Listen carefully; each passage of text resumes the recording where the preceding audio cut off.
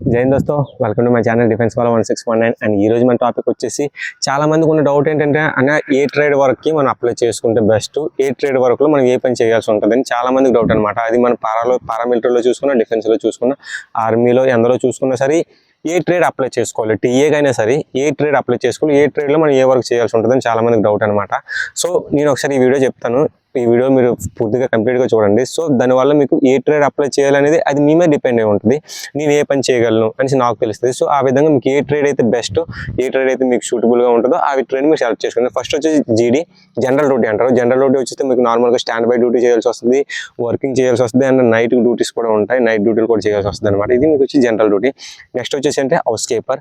So house keeper అంటే ఏదైతే మీకు మన ఆఫీసులు గట్రా ఉంటాయి, ఆఫీస్ కానీ మెస్ కానీ, ఇందులో మీరు చీపురు పెట్టాలి అండ్ తడిగుడ్డ తడిగుడ్డ పెట్టాల్సి వస్తుంది అనమాట. ఇది మీ మెయిన్ వర్క్ అనమాట. నెక్స్ట్ ఒక్కొక్కసారి మీరు వాష్రూమ్స్ ఉంటాయి కదా, బాత్రూమ్స్ అంటాం, అవి కూడా క్లీన్ చేయాల్సి వస్తుంది. అది మీకు వచ్చేసి హౌస్ కీపర్ అనమాట.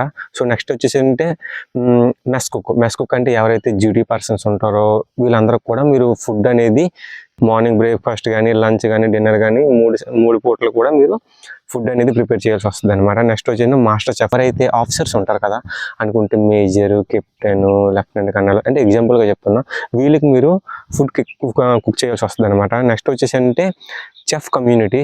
డైరెక్ట్గా చెప్పాలనుకుంటే సర్వర్ అంటాం కదా, మనం హోటల్స్లో ఫుడ్ సర్వ్ చేస్తారు. సో ఆ పని అనమాట.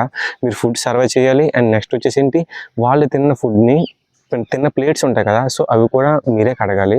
సో దీన్ని చెఫ్ కమ్యూనిటీ అంటారు అనమాట. సో దీని గురించి మీకు తెలియకన్నా అప్లై అయితే చేయొద్దు.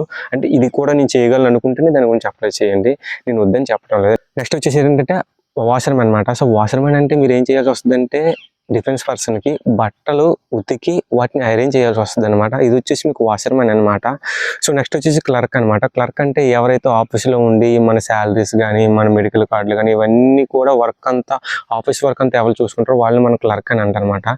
సో నెక్స్ట్ వచ్చేసి టైలర్ అనమాట. టైలర్ అంటే తెలిసింది. నెక్స్ట్ వచ్చి హెయిర్ డ్రెస్సర్ అంటారు. హెయిర్ డ్రెస్సర్ అంటే బార్బర్ అంటాం కదా, మనం హెయిర్ కట్ చేస్తారు డిసిప్లిన్గా. సో వాళ్ళని మనకి హెయిర్ కట్టర్ అంటారు అనమాట. ఒక మంచి టాపిక్, ఎవరైనా మంచి స్టూడెంట్కి వెళ్ళిందంటే వాళ్ళు చాలా మంది ఏంటంటే ఇక్కడ బాధపడుతున్నారు. అంటే ఒక ట్రేడ్ గురించి వాళ్ళకి మినిమం నాలెడ్జ్ లేకనే ఇక్కడికి వచ్చి వాళ్ళు ఏం చేస్తుంటారంటే ఇబ్బంది పడుతున్నారు అనమాట. చాలా మంది అనే ఈ ట్రేడ్ గురించి పని చేయాల్సి వస్తుందని నాకు ముందు తెలియదని, అందుకే నేను ఇక్కడికి వచ్చేసాను. ఈ ట్రేడ్లో వచ్చిన తర్వాత మళ్ళీ ఇంటికి వెళ్ళలేకపోతున్నాను, పేరెంట్స్ కొన్ని ప్రాబ్లమ్స్ వల్ల అని చెప్తున్నాను అనమాట. అందుకోసం ట్రేడ్ వైజ్ అనేది నేను ఈ షార్ట్ వీడియో చేయడం జరిగింది. సో దీని వీడియో కానీ మీకు నచ్చినట్టయితే please subscribe my channel and పక్కన బెల్ సింబల్ యాక్టివేట్ చేసుకోండి. Thank you. జై హింద్, జై భారత్.